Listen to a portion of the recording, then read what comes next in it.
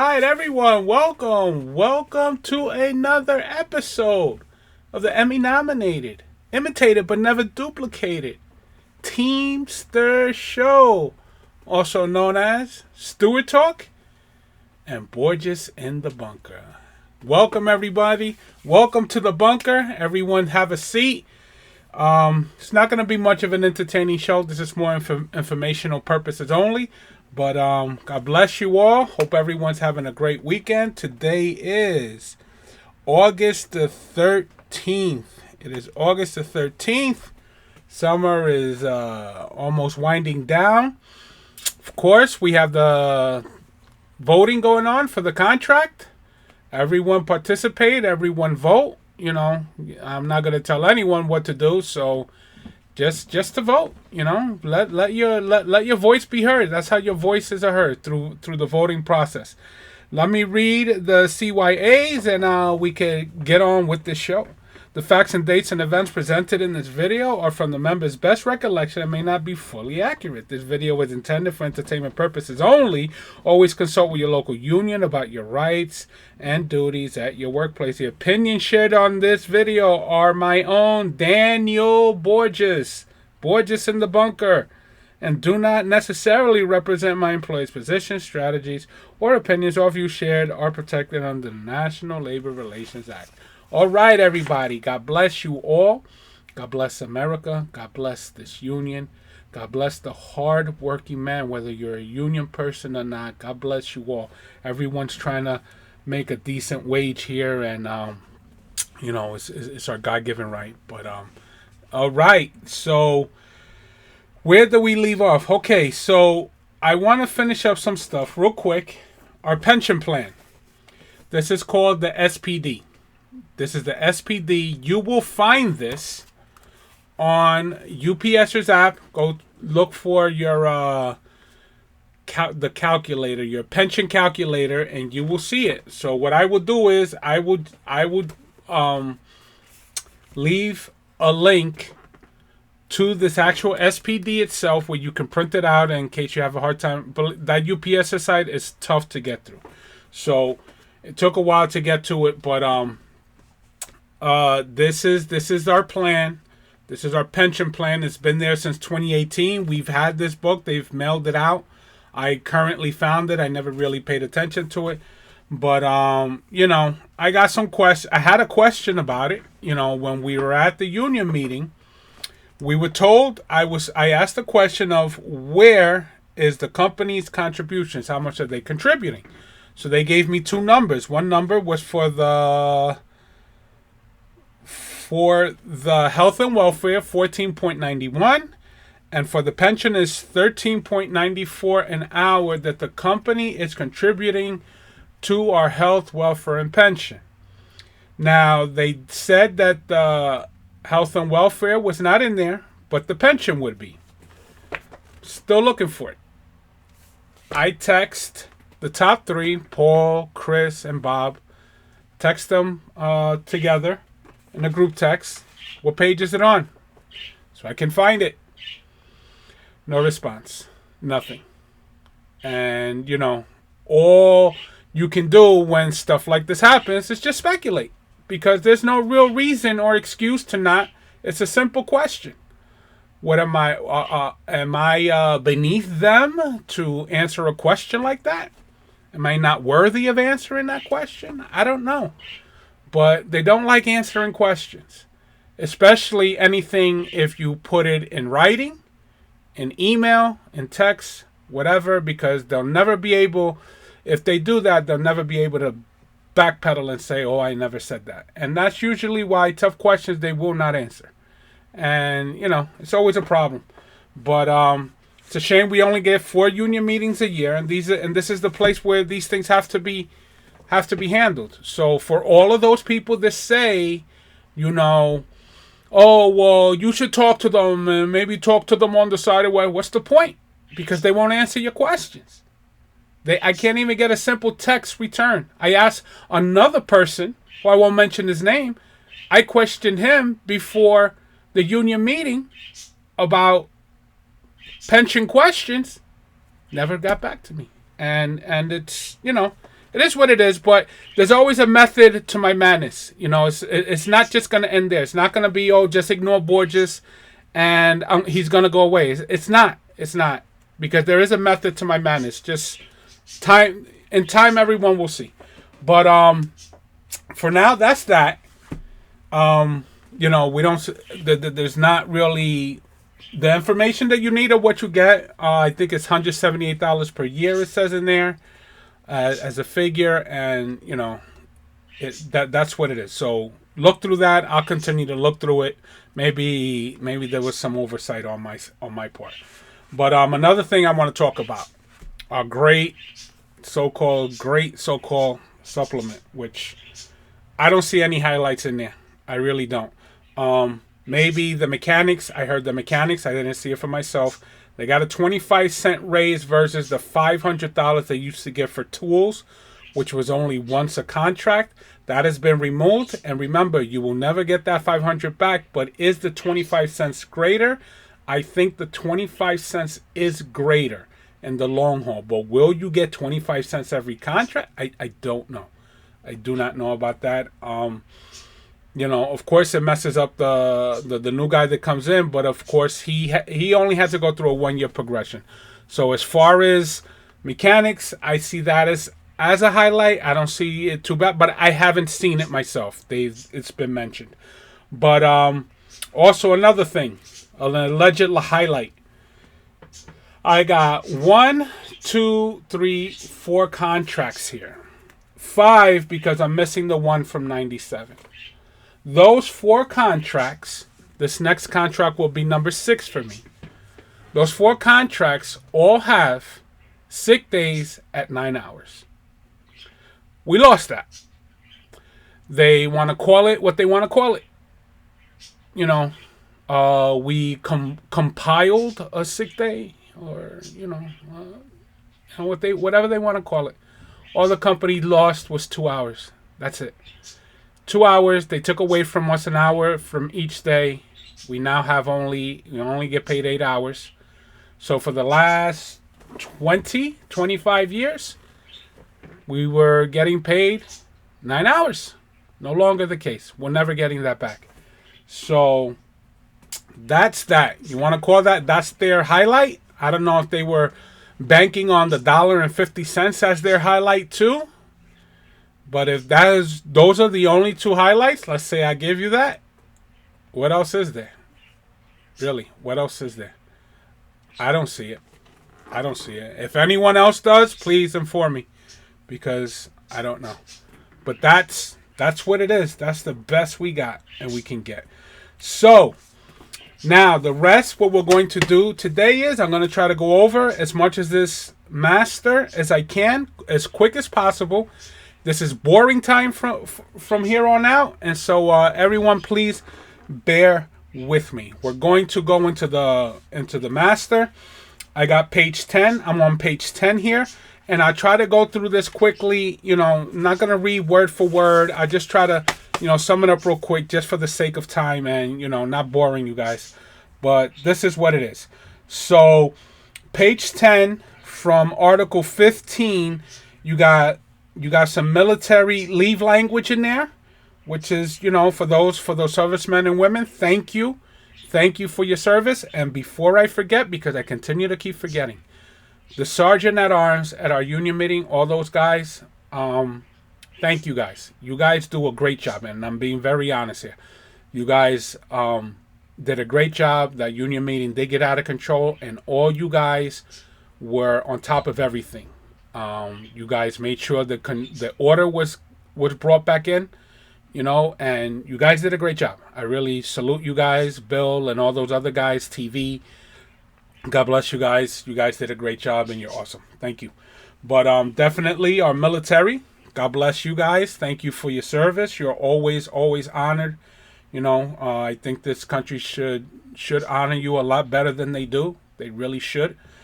And you know, that's another talk for another time. But some military language in there. Substance abuse, section 3.3. Some language in there. What else? Also in page 10 at the bottom, We have some language here for mothers who are nursing. Some language here, some privacy for them to be able to nurse. That's page 10. So now, okay, that is page 10. I could put that over here. Page 11, family leave, section 6. There's another part here in section 6. Employees shall be allowed to retain up to 2 weeks. Occurred vacation time will not be substituted for your 12/6 weeks leave period time. So basically, you can keep 2 of your vacation weeks federally. Federally, you know, the company could do what they want. But this is the problem. Okay, I'm on page 11 here. Federal law, the company can take your vacation weeks. Right here, they installed 2 weeks. I think it used to be 1, but now it's 2. State of New Jersey has a greater law. And family leave language says that if the state has a greater law, then you go by the state. Our local allows this company to double dip, take our time, and it shouldn't be. I've sent them multiple times copies of language, and I spoke to the Department of Labor, an attorney for the Department of Labor, and they shouldn't be doing this. You can, in the state of New Jersey, you can have the option whether to have your leave paid or not. You can go use your family leave day and not request any pay. You can do that. That is in the state. The state of New Jersey is the only state that has it. But our local feels that it's okay for the company to double dip, which is, who does that benefit? Us or the company? The law benefits us, but our local, I don't know why they're fumbling, but this is not going to go away. We're going to bring this up again. So now, page 12. So we talked about that. Article 17. Article 17 and page 12.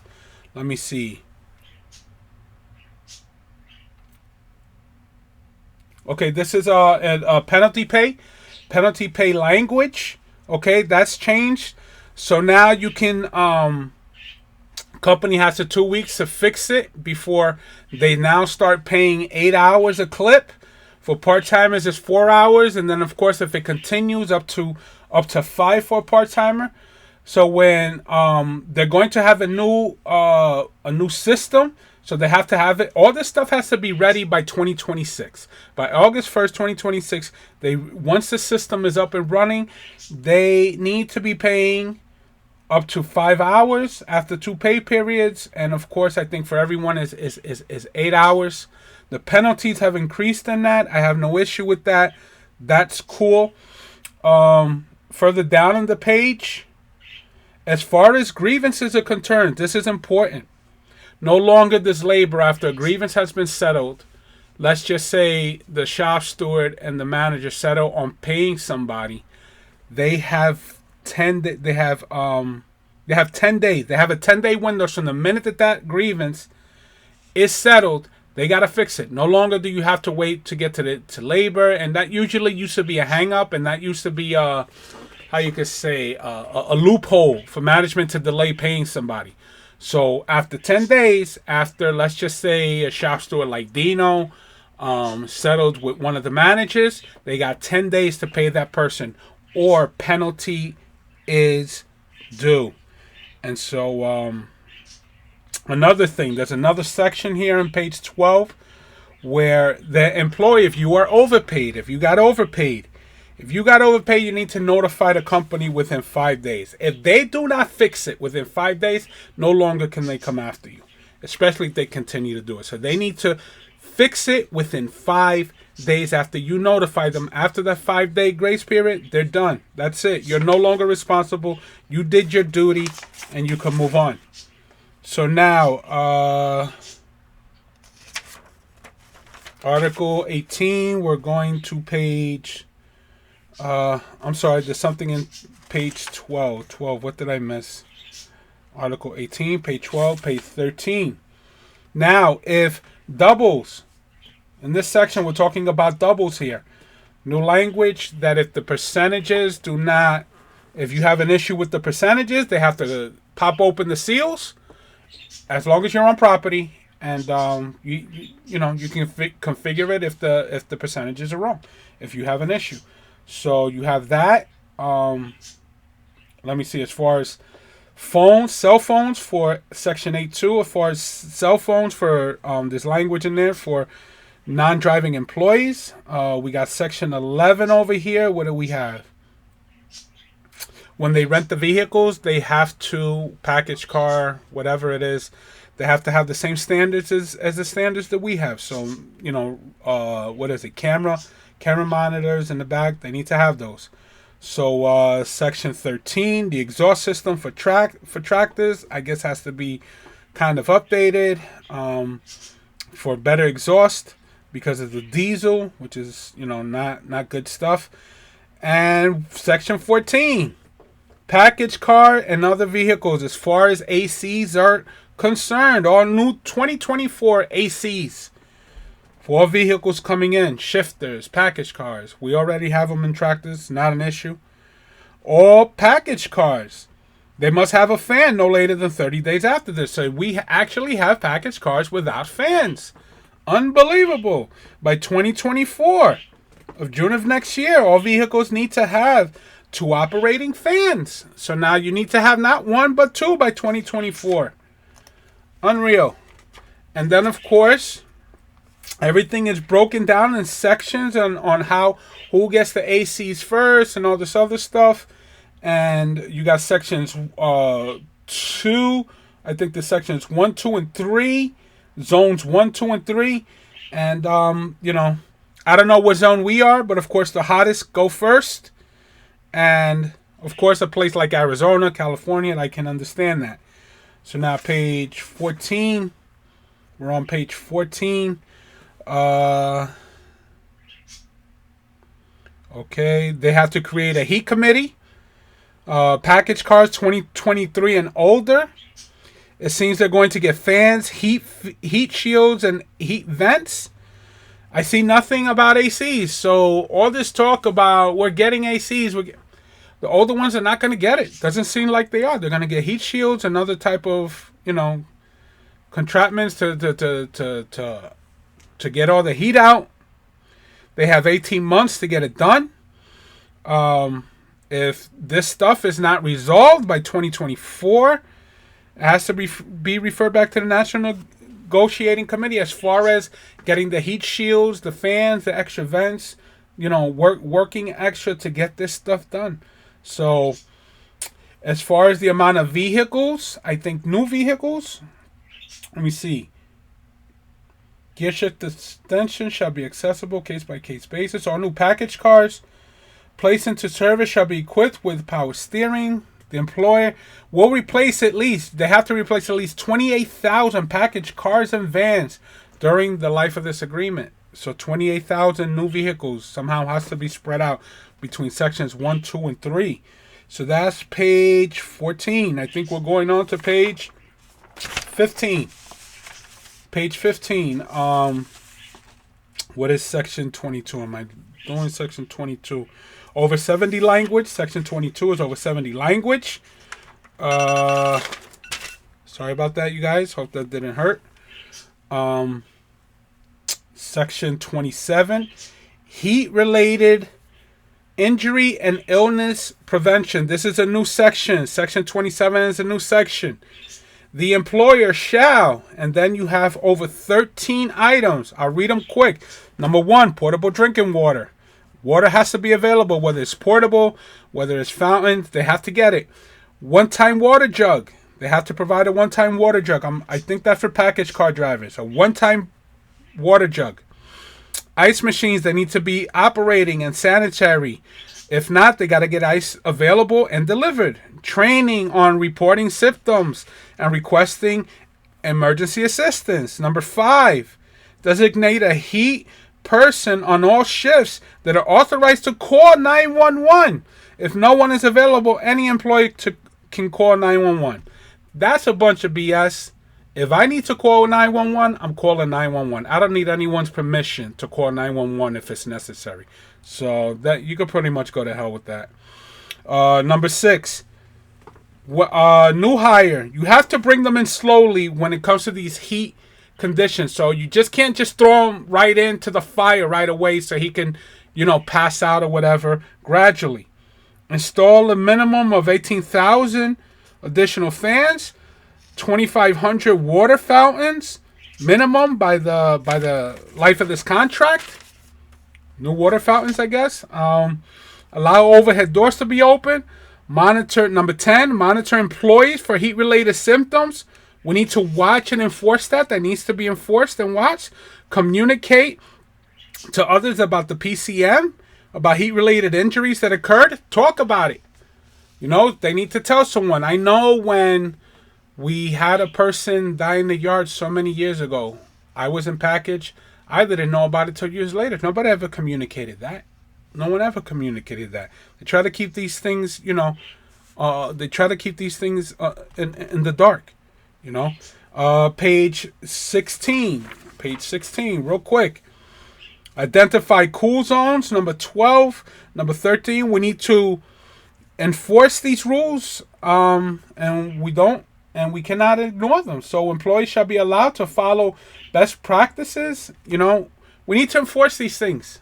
To enforce them, it's up to us to get it done. It's up to the shop stewards. It's up to those in the executive board that have certain buildings. This stuff needs to be addressed. Okay? We only get 4 meetings a month. There's also in our bylaws that there should be meetings with the shop stewards and the people with business agents or whoever that is. There should be more meetings of that. That's in the bylaws. It's more than just once, 4 times a year. It's supposed to be more than that. So that's how they're going to keep up with getting this stuff enforced and done.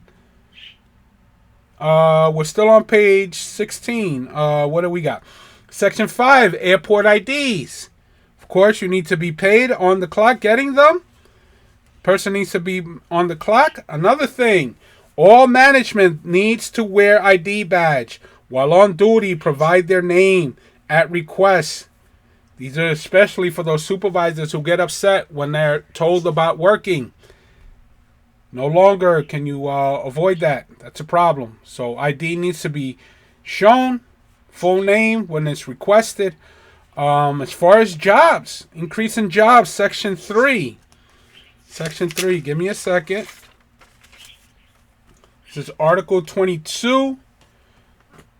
Article 22, yes. Full-time combination and part-time employees.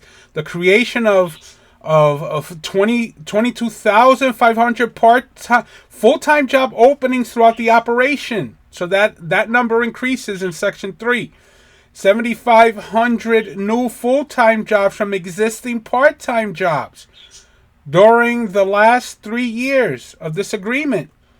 So 1,000 in the 3rd year of the contract, 3,000 in the 4th year, and 3,500 in the 5th year of this agreement. That needs to be raised. So full-time jobs need to be, you part-timers, God bless you guys. The stuff that I've been meaning to talk about part-time, I'm going to meet with some of you, talk to some of you, and give me as much information as possible so I can understand your problems, and I will direct it to the people that need to address them. So, you especially part-timers, get full-time jobs. We have them. Get them. Get them. What else? That's page 16. So now page 17 is eliminated. 22.4s are now gone. They do no longer exist. Okay. Page 17. So we go right to 18. Wages. Part-time wages. Part-time wages have gone up. Anyone who is not at $21 will immediately go to $21. They should, as far as I'm understanding. 22.4 jobs, they got deleted. Okay, page 18. So Anyone that's under $21, they need to get the raise to 21 immediately. If you go to 21, you get the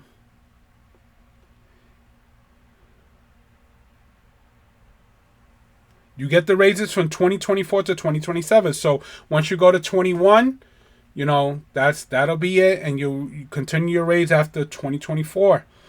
So the general wage increase, GWI, these Section 3 is about longevity raise. As far as those who are at I don't know, there should be people at 23 already because of your long time. If you got over 10, 15, some of you guys, listen, full-time jobs, man. Put your transfers in. I don't know what everyone's situation is, but if you can, it's definitely, you sell yourself short with your pension and stuff like that. So let me see. Section 3. This is of course, this is the longevity raises for those who've been there a long time, of 10, 15 and above, which is pretty, God bless you guys being committed, but should go full time, but that's on you guys. And new hired employees, as Section 3, Section 3B, the progression, they start at 21, then get to 23, 48 months to do that. In 2027, the new progression will be $23. 2027, 23 in 2027. New progression, I think, will start at $23. Is it? Yeah. The start rate for part-time employees hired after August 1st, 2027 shall be increased to $23. Employees already in progression shall be raised to the $23 on August 1st, 2027. So, okay. That'll be that. Section 6, part-time employee transfers. That's page 18. 19. What is this? Page 19. Let me look at my notes real quick. I don't know what that section is. That's okay, but definitely section 26. 26, competition. Section 1 is premium service committee language. There's some enhancements in that. Subcontracting went from, in that page 19, temporary shall be limited to the word temporary instead of 1 year, 6 months. That's more I have to look on in that. It is reduced, but it's still happening, and that's the problem. It's still happening. They have limitations. It's not been eliminated. Some contractors on property are allowed in other buildings. As far as our peak season agreement, that supersedes that. All peak season agreements supersede the master. So we have language on that. We have our, the bounties, which they gave back on that too. They can say that it was up for renegotiation. I disagree with that. I call BS on that. They gave a concession to the company. They made it more difficult for us to get it, and they can say that all they want. That's why, to this point, the peak season agreement, I haven't received it yet. We've asked about it in the meeting. Okay? Paul said that, the shop stewards have it. I have yet to find one shop steward with that peak season agreement, even the old one. So currently, one of the business agents is going to get back to me, going to get me one of the older ones for now, but I am expecting the new one that is updated. So you guys who are asking for that, hold on to that. Of course, you guys were asking about your seniority dates and Parsippany and Saddlebrook. Hold on to that too. You guys need to come to these meetings and speak up too. I can't be just the voice for that. So you guys need to come up to the meeting, say something, or when you see them, what's going on? Board just said how many years are they going to keep waiting for this stuff? So that needs to be addressed. Like I said, subcontracting is not eliminated, has some limits to it. Section D. Let me see Section D here. Section D. As far as they can't use subcontracting to eliminate feeder overtime. If people are available to do the work or on layoff, they need to use them. So hopefully this helps you guys who keep getting laid off. PVDs, they didn't eliminate. That's Section F. Didn't eliminate, but they put rules. So August 15th to December 15th is a sign-up list for those jobs for peak season, for part-timers. They got to give it to them first. They will be paid the highest rate that's available, whether it's the PVD rate, or if their rate is higher in the hub or whatever they're doing, they get that rate. And what else? It's an 8-hour guarantee. Plus, they have to do their inside job. So you guys are going to make money as far as that's concerned. Page 21. 21. We're getting close to getting done. Let's all do this. They will also get mileage and their insurance. They'll also be covered for insurance for their cars when they use their personal vehicles. They cannot use it to take overtime from a regular package car driver for an RPCD. If they want it, they have to give it to them. Section 4, we're talking about short post. Short post, of course, still exists. Not getting rid of. To Section 4. There's percentages. We all how you monitor that. People got to do their job and monitor that. That's not our thing, but other people we pay, they need to be on top of that. Create more jobs. As far as the loads coming off of the rails, page 22, that's been done. There's DOT language in Section 5 of page 22. DOT language. I'm sorry. Yeah, the DOT language. There's stuff there. I think also as far as package car, you can't be forced to do 70 hours. That's an optional thing. So there's some other language. I didn't write it down in my notes. Forgive me for that. Article 27 is pandemic language. What do we got? Article 29. Article 29 is MLK Day. That was negotiated by the master. Maybe our local wants to take the credit for that. But that's in the master. But maybe that's another highlight that they want. I like when you ask Chris, ask them a very simple question, very honest question. What is the holiday going to be? Is it going to be a floating holiday? Are we going to be working? And his answer, of course, was a very snarky one. We don't work holidays in this local. And, of course, the fans went crazy. Woo, great. I don't know what local he's talking about, but last I checked, I work day after Thanksgiving. What happens to those package car guys who don't want to work day after Thanksgiving? Let's just say all the package car guys day after Thanksgiving don't want to work. What's going to happen? You're going to force them to work? But nobody works holidays in this local. I've worked New Year's Eve, New Year's, but to him, nobody, it's an optional thing. It's an optional thing. Of course it is. But this local does work on holidays. Yes, it does. Maybe because he's always at home, never really, he doesn't know fetus. That's always a lame excuse. He's the boss, but he don't know fetus. But that's another thing. So MLK Day is a master thing. It'll be a national holiday, not just honored, but we will be off.